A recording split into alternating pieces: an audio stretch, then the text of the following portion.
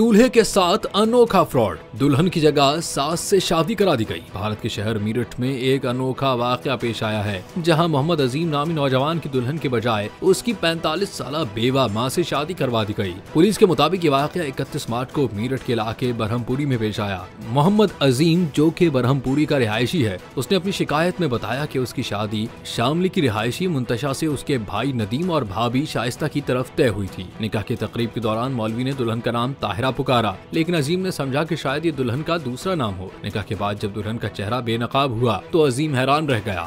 निकाह मुंतशा की जगह उसकी मां ताहिरा से हो चुका था, जो बेवा और उम्र में तकरीबन 45 साल की है। अजीम ने दावा किया है कि शादी की तकरीब में 5 लाख रुपए का लेन देन भी हुआ। जब उसने इस धोखे पर एहतजाज किया तो उसके भाई नदीम और भाभी ने उसे झूठे रेप केस में फंसाने की धमकी दी। बाद अज़ां अजीम ने जुमेरात के रोज पुलिस को तहरीरी शिकायत दर्ज कराई। ताहम सीओ बरहमपुरी सोमिया अस्थाना के मुताबिक मामला फरीकैन के दरमियान तय पा गया है और अजीम ने अपनी शिकायत वापस ले ली है। मुतासरा शख्स ने वाज़ेह किया है कि वो अब कानूनी कार्रवाई नहीं करना चाहता।